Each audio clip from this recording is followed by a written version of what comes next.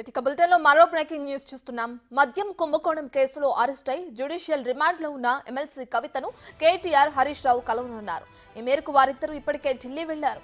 2 రోజుల పాటు కేటీఆర్ హరీష్ రావులు అక్కడ పర్యటించనున్నారు. మార్చి 15న కవితను ఈడీ అరెస్టు చేయగా బెయిల్ కోసం ఆమె కోర్టులో పలుమార్లు పిటిషన్ను దాఖలు చేసింది. బెయిల్ పిటిషన్ను సవాలు చేస్తూ ఈడీ కోర్టును ఆశ్రయించగా ఆమెకు నిరాశ ఎదురైంది. గతంలో మీడియాకు సమాచారం ఇచ్చి జైల్లో ఉన్న కవితను కలిసిన కేటీఆర్ హరీష్ రావులు ప్రస్తుతం మీడియాకు దూరంగా ఉన్నట్లు తెలుస్తోంది. దీంతో ప్రస్తుత ఢిల్లీ పర్యటన వెనుక మతలబేంటని రాజకీయ వర్గాల్లో చర్చ నడుస్తోంది.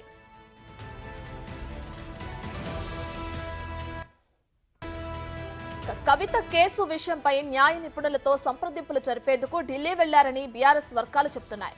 ఢిల్లీ పెద్దలతో మంతనాలు జరుపుతున్నారని, బీజేపీలో పార్టీని విలీనం చేయబోతున్నారని, అందుకే ఢిల్లీకి చేరారని మరో వార్త ప్రచారంలో ఉంది. ఇప్పటికే 10 మందికి పైగా బీఆర్ఎస్ ఎమ్మెల్యేలు కాంగ్రెస్ లో చేరారు. ఈ నేపథ్యంలో పార్టీ మారిన వారిపై అనర్హత వేటు వేయాలని సుప్రీంకోర్టులో బీఆర్ఎస్ పిటిషన్ వేసే అవకాశం కూడా ఉంది. తమ ఎమ్మెల్యేలను కాపాడుకునేందుకు బీజేపీతో కలిసే ఆలోచనలో బీఆర్ఎస్ నేతలున్నట్లు సమాచారం. కవిత బయటకు రావడం, బీఆర్ఎస్ బీజేపీ కలిసి పనిచేయడంపై నిర్ణయం రెండు ఒకేసారి జరుగుతాయంటూ రాజకీయ వర్గాల్లో చర్చ నడుస్తుంది.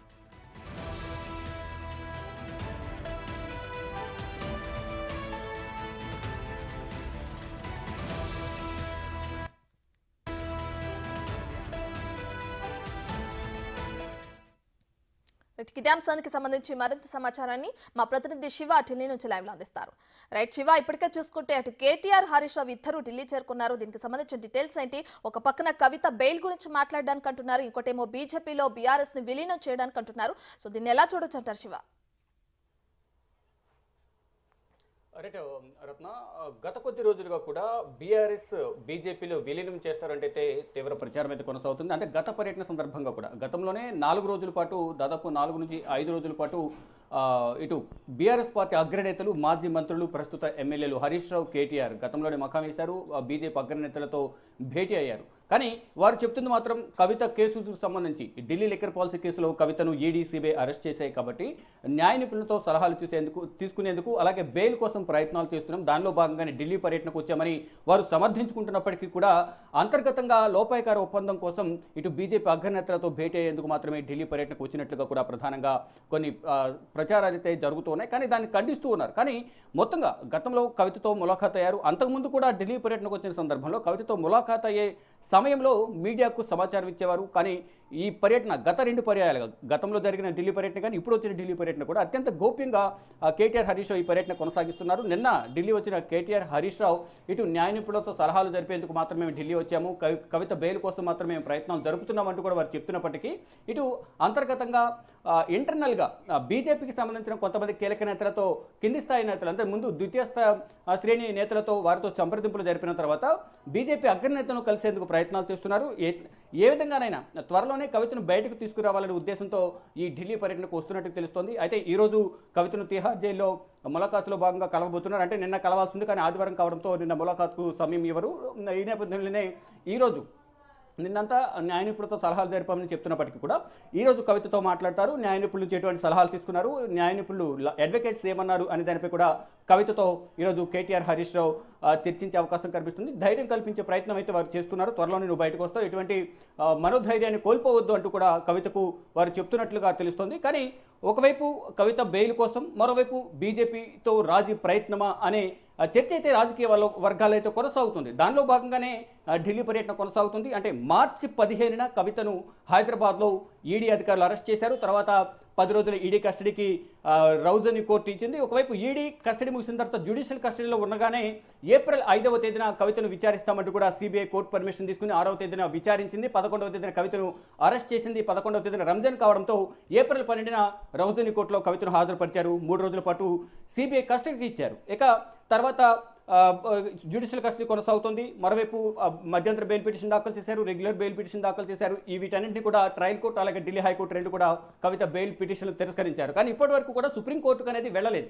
అంటే రెగ్యులర్ బెయిల్కి సంబంధించి కవితకు ఈడీ, సిబిఐ కేసుల్లో దానికి దాదాపు తీర్పు వచ్చి కూడా, అంటే బెయిల్ పిటిషన్లు తిరస్కరించి కూడా దాదాపు నెల కావస్తుంది. కానీ ఇప్పటి వరకు పై కోర్టుకు అయితే, అంటే సుప్రీంకోర్టుకు వెళ్ళలేదు. కానీ ఈలోపే సిబిఐ ఛార్జ్షీట్ దాఖలు చేసిన నేపథ్యంలో సిబిఐ లేట్గా ఛార్జ్షీట్ను దాఖలు చేసింది అనేది ప్రధానంగా ఒక విషయాన్ని పట్టుకుని డిఫాల్ట్ బెయిల్ కోసం ప్రయత్నాలు జరిపారు. కానీ డిఫాల్ట్ బెయిల్ను కూడా తిరస్కరిస్తున్నట్లుగా కూడా తెలుస్తోంది. కానీ ఇప్పటికీ ఈ బెయిల్ కోసం సుప్రీంకోర్టుకు వెళ్ళాలంటే ఎటువంటి విషయాలను ప్రాతిపదికగా తీసుకుని బెయిల్ పిటిషన్ దాఖలు చేయాలి అనే దానిపై న్యాయ నిపుణులతో చర్చలు జరుపుతున్నట్లుగా కూడా సమాచారం అయితే అందుతోంది. ఒకవైపు న్యాయ నిపుణులతో చర్చలు జరుపుతున్నాయి, మరోవైపు బీజేపీ నేతలతో కూడా రాజీ ప్రయత్నం చేస్తున్నట్లుగా తెలుస్తుంది. దానిలో భాగంగానే ఇద్దరు అగ్రనేతలు అంటే ములాఖాతులో భాగంగా రావాలంటే వన్ డే వచ్చి ములాఖాత్ అవడం వెళ్ళిపోవడం గతంలో చూసాం. కానీ గత పర్యటన సందర్భంగా 4 రోజులు 5 రోజులు ఉండడం, మళ్ళీ ఇప్పుడు 2 రోజుల పాటు ఢిల్లీలోనే మకాం వేయడం, అంటే ఈ రోజు కూడా ఉంటారా లేదా వెళ్ళిపోతారా?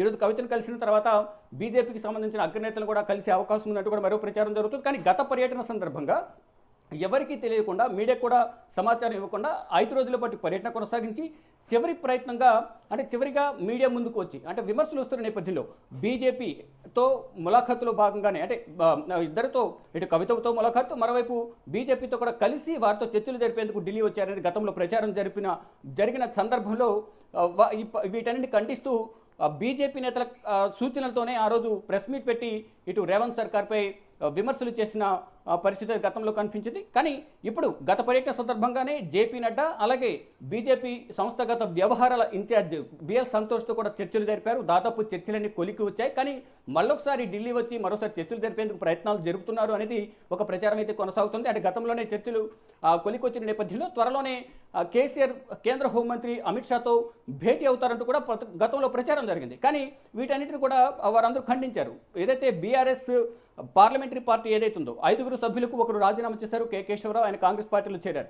తర్వాత ఈ 4 సభ్యులు ఎవరైతే ఉన్నారో వారు ఇంటర్నల్గా బీజేపీకి సపోర్ట్ చేస్తారు. ఇటు రాజ్యసభలో బీజేపీకి సపోర్ట్ బలం తక్కువ ఉన్న నేపథ్యంలో వీరు ఇంటర్నల్గా వారు బీజేపీకి సపోర్ట్ చేస్తారనే ప్రచారం జరిగింది. అంటే అధికారికంగా విలీనం చేయకపోయినప్పటికీ కూడా ఇంటర్నల్గా మాత్రం అంతర్గత ఒప్పందం ప్రకారం వారు బీజేపీకి ప్రతి బిల్లులో సహకరించేందుకు ఒక ఒప్పందం కుదిరినట్టుగా తెలుస్తోంది. ఇక అధికారిక విలీనం అనేది ఎప్పుడు అనేది కూడా ఇంకా తెలియాల్సి ఉంది. కానీ కవిత బయటికి రావడం, బీజేపీతో చర్చలు జరిపి ఇద్దరు కలిసి పోటీ చేయడం, ఇద్దరు కలిసి అన్ని అంశాలపై ముందుకు వెళ్ళడం, బిల్లులకు సహకరించడం కానీ ఇటు రాష్ట్రంలో కలిసి పోటీ చేయడానికి అంతర్గతంగా ఇంటర్నల్గా ఒప్పందాలు కుదరడం కానీ ఇదంతా కూడా ఒకే రోజు జరిగే అవకాశం అయితే ప్రధానంగా కనిపిస్తున్నట్లుగా రాజకీయ వర్గాల్లో చర్చ కొనసాగుతుంది. కానీ కవితను ఏ విధంగానైనా బయటకు తీసుకురావాలి అనేది ప్రధానంగా కేసీఆర్ భావిస్తున్నారు. దానిలో భాగంగానే ఆ పార్టీకి సంబంధించిన అల్లుడు అలాగే కుమారుడు ఇద్దరిని కూడా ఢిల్లీ పంపించి బీజేపీ అగ్రనేతలతో చర్చలు జరపడానికి పంపించారు అనేది కూడా తీవ్రమైన ప్రచారం అయితే కొనసాగుతుంది. కానీ ఇటు కవితను బయటకు తీసుకురావడం వారి ముందున్న ధ్యేయంగా కనిపిస్తోంది. ఎట్ ద సేమ్ టైం వారి ఎమ్మెల్యేలను కాపాడుకోవాలి. ఇప్పటికే బీఆర్ఎస్ పార్టీకి సంబంధించిన ఎమ్మెల్యేలందరూ కూడా కాంగ్రెస్ వైపు చూస్తున్నారు. ఇప్పటికే చాలామంది ఎమ్మెల్సీలు అలాగే ఎమ్మెల్యేలందరూ కూడా రేవంత్ సర్కార్ పాలన నచ్చి కాంగ్రెస్ గూటికి చేరుతున్నారు. మరికొంతమంది కూడా చేరేందుకు సిద్ధంగా ఉన్నారు. ఈ నేపథ్యంలోనే వారందరికీ చేరికలకు అడ్డుకట్ట వేసేందుకు బీజేపీతో చేతులు కలపడం ద్వారా భవిష్యత్తులో మంచి రోజులు రాబోతున్నాయంటూ కూడా బీఆర్ఎస్ ఎమ్మెల్యేలకు వారు చెప్తూ ఉన్నారు. కొన్ని సూచనలు ఇస్తున్నారు. ఎవరు కూడా పార్టీని వీడొద్దని కూడా చెప్తూ ఉన్నారు. కానీ ఇప్పటికీ కూడా కొంతమంది రేవంత్ రెడ్డితో టచ్లో ఉన్నారు. వారందరూ కూడా కాంగ్రెస్ గూటికి చేరేందుకు ప్రయత్నాలు చేస్తున్నారు. ఈ నేపథ్యంలోనే త్వరపడి ఉన్న ఎమ్మెల్యేలను కాపాడుకునే ప్రయత్నంలో భాగంగానే ఢిల్లీ పర్యటనకు రావడం, ఇటు కవిత బెయిల్ కోసం ప్రయత్నాలు, మరోవైపు బీజేపీతో రాజయాత్రం, ఇద్దరు కలిసి పోటీ చేద్దాం, ఇద్దరు కలిసి తెలంగాణలో పనిచేద్దాం అనేది ప్రధానంగా వీరు నిర్ణయం తీసుకున్నారు. దానిలో భాగంగానే ఈ ఢిల్లీ పర్యటన కొనసాగుతున్నట్లుగా తెలుస్తోంది. Right, thank you Shiva.